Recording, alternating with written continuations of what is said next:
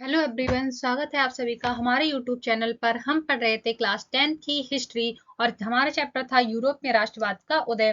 तो आज का हमारा टॉपिक है ब्रिटेन की अजीब दास्तां। आज का हमारा टॉपिक कौन सा रहेगा? ब्रिटेन की अजीब दास्तां। इससे पहले हमने पढ़ा था इटली। इटली का एकीकरण किस तरीके से हुआ था। जो इटली था वो इटली क्या था, अलग अलग खंडों में बटा हुआ था, यानी कि वो कैसा था, विखंडन उसका हो चुका था, वो अलग अलग खंडों में बटा हुआ था। इसमें जो हैब्सबर्ग साम्राज्य में बिखरा हुआ था, इटली हैब्सबर्ग साम्राज्य में बिखरा हुआ था।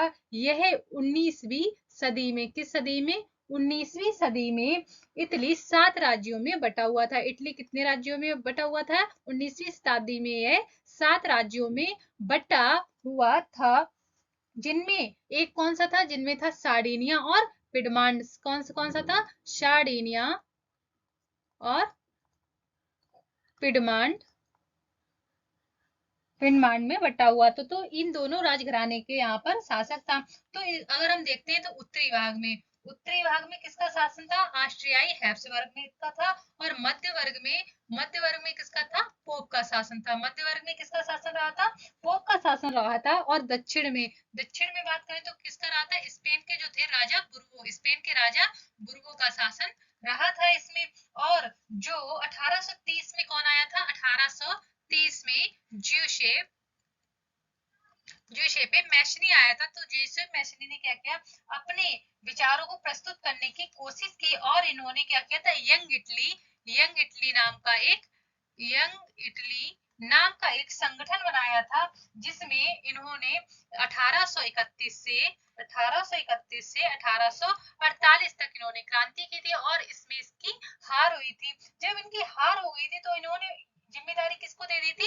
इन्होंने सार्डिनिया और पिडमांड को जिम्मेदारी दे दी थी। तो सार्डिनिया पिडमांड जो था वो कौन था? सार्डिनिया पिडमांड के जो शासक थे वो कौन थे? विक्टर एनुअल थे। सार्डिनिया पिडमांड के शासक कौन थे? विक्टर एनु विक्टर एनुअल रहे थे। इन्होंने शासक को क्या किया? आर्थिक विकास को मजबूत करने की कोशिश की। तो जो इटली में मंत्री था, इटली में मंत्री कौन था? इटली का मंत्री कौन था? कावूर था। इटली के मंत्री कावूर ने क्या किया? इटली के प्रदेश को इटली के जो भी प्रदेश थे उसको एकीकृत करने की कोशिश की थी, जिसमें वह अगर कावूर की बात करते हैं तो कावूर ना तो ये क्रांतिकारी था, ना ही ये क्रांतिकारी था, और ना ही ये क्या करता था, ना ही ये जनतंत्र में विश्वास रखता था। ना ही क्रांतिकारी था, ना ही जनतंत्र में विश्वास रखता था। तो इसने क्या किया था? ये शिक्षित जो सदस्य थे वो कौन सी भाषा बोलते थे? शिक्षित सदस्य थे वो इतावली भाषा बोलते थे, और यह फ्रेंच भी बोलना जानता था, इसको फ्रेंच भी आती थी। और जो पूरा का पूरा इसने जो कूटनीतिक संधि की थी उसमें काबूर का ही हाथ था। कूटनीतिक संधि हुई थी उसमें किसका हाथ था? काबूर का हाथ था। इसने 1859 में ऑस्ट्रेलिया के बल थे, ऑस्ट्रेलिया के लोग थे, उसने हरा दिया था। ऑस्ट्रियाई लोगों को इसने हरा दिया था। और उसके बाद में कौन आया था? जूसेपे गैरिबाल्डी आया था। इसके बाद कौन सा आया था? जूसेपे गैरी वाल्डी आया था। तो जोसेफ गैरीवाल्डी का नेतृत्व स्वयं सेवकों ने किया था। जो स्वयं सेवक थे इसने इसका नेतृत्व किया था, यानी कि साथ दिया था। तो 1860 में कब हुआ था? 1816 में 1860 में दक्षिण और दो सिसिलियों के राज्य में प्रवेश कर गए। ये दक्षिण में प्रवेश किए और सिसिली के राज्य में प्रवेश कर गए। तो सिसिली के राज्य में ये लोग प्रवेश कर गए। वहां पर इनका समर्थन किसने किया था? किसानों ने ये किया था। बड़ी संख्या में किसानों ने इनका समर्थन किया था। और जो किसान थे वो कैसे थे? जो इनकी निरक्षरता दर कैसी थी? काफी ऊंची थी। निरक्षरता दर काफी ऊंची थी। और यह जो उदारवादी राष्ट्रवादी विचारधारा थी उससे भी ये लोग उदारवादी विचारधारा से ये लोग अनजान रहे थे। इन लोगों को लगता था, जो दक्षिण इटली में जिन लोगों ने गैरीबाल्डी का समर्थन दिया था उन्होंने इटालिया को क्या माना था? जो इटालिया थी, इटाल इटालिया को इन्होंने माना था कि ये विक्टर एनुअल की पत्नी है। विक्टर एनुअल की इन लोगों ने पत्नी माना था। अब देखेंगे हम कि ब्रिटेन की क्या दास्तां रही थी। तो कुछ विद्वान मानते हैं कि जो राष्ट्र है या राष्ट्र राज्य का मॉडल या आदर्श है वो किसका है? ग्रेट ब्रिटेन का रहा था। तो ग्रेट ब्रिटेन का रहा था। ब्रिटेन में जो का निर्माण हुआ था, राष्ट्र राज्य का निर्माण हुआ था, वो कोई अचानक से नहीं हुआ था। कैसे नहीं हुआ था? अचानक क्रांति का कोई परिणाम नहीं है। तो इसके चलते एक लंबी प्रक्रिया रही होगी। हम कोई भी काम करते हैं, किसी भी काम को करने के लिए कुछ भी एक दिन में नहीं हो जाता। किसी भी काम की, किसी भी सक्सेस की पूछे, काफी लंबी प्रक्रिया चलती है, काफी लंबी स्ट्रगल के दौरान ही हमें सक्सेस मिलती है। तो उसी का ये बता रहे हैं ग्रेट ब्रिटेन का, जो इसमें राष्ट्र राज्य की जो प्रक्रिया चली थी वो काफी पुरानी रही होगी। ये कोई एकदम से हासिल हो जाने वाला कोई मॉडल नहीं है, एकदम से मिल जाने वाली कोई प्रक्रिया नहीं है। तो 18वीं सदी के पहले जो ब्रितानी राष्ट्र था ही नहीं, जो ब्रितानी राष्ट्र था 18वीं सदी से पहले था ही नहीं। तो ब्रितानी जो था वो द्वीप समूह में जो रहने वाले लोग थे, जैसे कि अंग्रेज हो गए। कौन कौन से लोग रहते थे? अंग्रेज हैं, और वेल्स है, और स्कॉट स्कॉट या आयरिश हो गए, जो अपनी कैसी निर्जातीय पहचान इनकी थी। इन जातीय समूह ने क्या किया था? इन जातीय समूह ने अपनी सांस्कृतिक और राजनीतिक परंपराएं थी इनकी, किस तरीके की? सांस्कृतिक और राजनीतिक परंपराएं इनकी रही थी।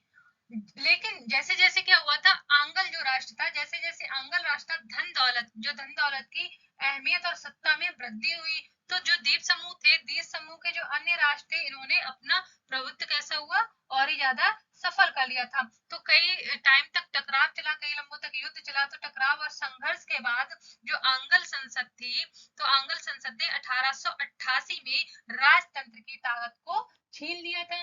जब राजतंत्र की ताकत छिन गई थी, तो जो इंग्लैंड और स्कॉटलैंड के बीच में एक्ट ऑफ यूनियन 1707 का गठन किया गया था। 1707 का क्या किया गया था?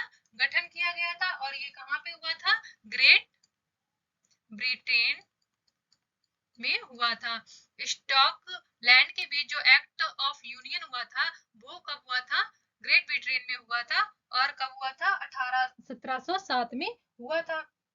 तो ये किंगडम ऑफ ग्रेट ब्रिटेन का गठन हुआ था। यूनाइटेड किंगडम में ग्रेट ब्रिटेन का गठन हुआ था। ब्रितानी जो पहचान की विकास का, ब्रितानी पहचान, तो ब्रितानी पहचान की जो विकास है, इसका क्या अर्थ था?